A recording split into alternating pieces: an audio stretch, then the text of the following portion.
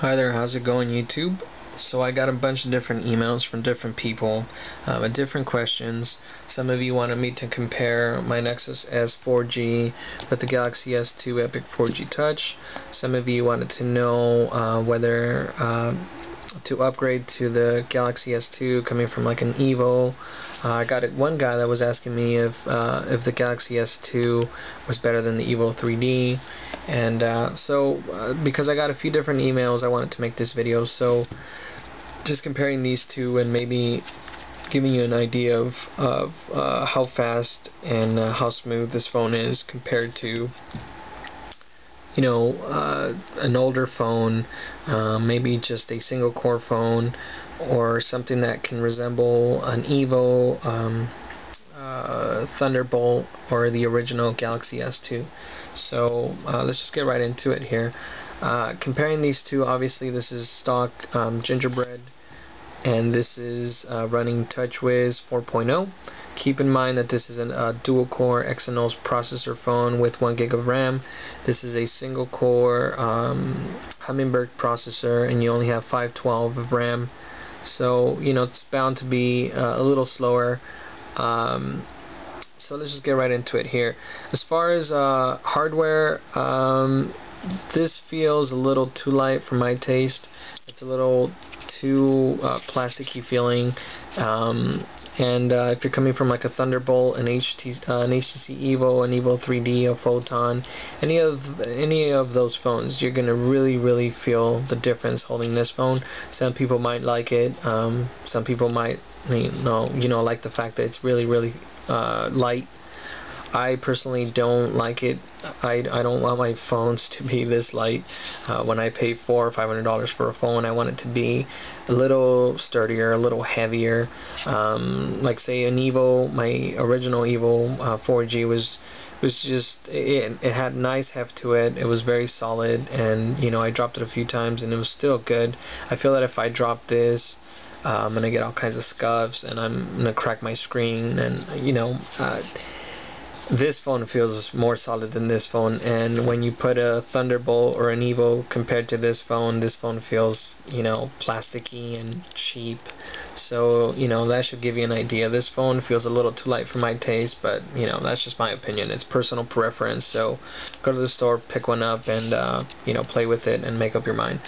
As far as cameras, this does record 1080p, 720p. You have a 2 megapixel front-facing camera, and that actually records some pretty decent video. With like say an Evo 4G, the 720p was really horrific. It just wasn't. It was just garbage. This phone, it actually records pretty good video. I think it records at 640p. Or 480, I'm not sure, but it doesn't record 720p, and it does a pretty good job. I filmed a few of my videos. Go ahead and check out the channel. I filmed a few videos with this phone, but it just doesn't stack up when you compare it to this phone here. There's a few videos that I shot here. Let me let's see. I think it was. Well, let's play this one here. You can just tell the frame rate is way better on this one. It just looks really sharp, and no contest. If you're coming from like an Evo 3D, this is actually better than the Evo 3D when it comes to 1080p.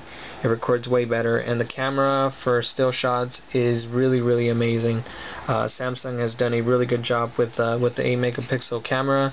It's a good sensor, and again, you might want to go to the store and try it out. I feel that this one actually took better pictures than my original, than my Evo, but then this phone just trumps this phone. No contest. Really good stills, really good 1080p and 720p, and really good video recording with the front-facing camera. And I'll have a few samples of that when I do my review. So cameras, definitely a win here. Again, I don't know what phone you're using right now, but I strongly recommend this phone. Go and play with it and make up your mind when it comes to that. Browser, no contest. The phone, the browser on on the Nexus S4G was a really sorry browser, just really choppy, and I wasn't a fan, and you know, it was something that's one of the things that I didn't like about the phone initially, and you can see here it was just painful, and you know, I can't be happier now that I have this phone. Browser on this phone is ridiculous. Let's go to Engadget here. I mean, it's just night and day. This phone, super smooth when it comes to web browsing. Okay, let's go here. Even while it's still loading, you see how smooth that is. Really smooth. Look at that. No lagginess whatsoever. Look at that. No lag. Wicked fast. So web browsing, if you're coming from an Evo, definite win here. Really smooth, really fast, really great web browsers. So again, go try it out, or buy the phone, and you know, just try it out. It's a really smooth web browser. As far as displays, this is a Super AMOLED Plus display. It's not QHD, and you know, I kind of complained on my unboxing video, but it's a really crisp display. You don't have those blue the blue problem that you had with this, where you would get like a bluish tint when turning the phone sideways. This has great viewing angles. There's no blue tints or anything. When you're out and about and the sun's hitting your phone, you can still, you know, see, you know, the content. You can still web browse or whatever. It's a really good display. I'm a little bummed that it's not a higher resolution, but you know, now that I have the phone, you know, it is what it is. But Super AMOLED Plus is a definite win, and if you're coming from an Evo 4G, you're really going to notice it. The blacks are really black. You know, every color just pops out, and you know, it's really impressive. Samsung makes some of the best displays out there, so you know, I'm not really surprised, but it's a really awesome screen. And again, if you're coming from an Evo, even an Evo 3D, just because you have QHD, it doesn't make it a good display. The Evo 3D sort of had washed out colors, and you know, this display is a definite win. Too bad it's not QHD. And as far as the OS, the overall operating system, even though they're both running Gingerbread, and it's, you know, essentially it's the same thing. They're both Android. I found myself not really missing stock Android. Initially, I bought this phone because I was tired of, you know, HTC Sans and how heavy and how buggy it was.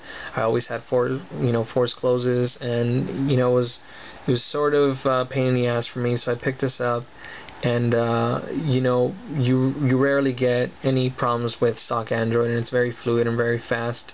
But with TouchWiz 4.0, Samsung did a really kick-ass job. It's really smooth, really fast, and I don't really feel it to be a pain in my ass. I think it's a good implementation. They optimize the software to run really smooth on the dual-core Exynos processors, and you know, I'm really surprised. I'm really shocked that I'm able to be happy with TouchWiz, and I don't miss stock Android. I like the widgets. I like the fact that you can resize most of the widgets. You know, it's overall very smooth, and I think, you know, you ought to go to the store and try it. So, you know, if you have an Evo 4G, I strongly recommend this phone. If you have a Thunderbolt and you're considering Galaxy S2, go for it.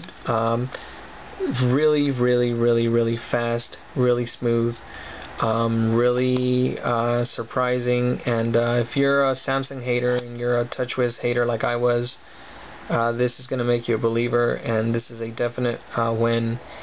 And that's pretty much what I got to say. I mean, it's just an overall great experience. You have a good camera, you have a wicked fast phone. It's like a horse on steroids, and it's gonna make your old phone look even older and even slower, even though this phone isn't.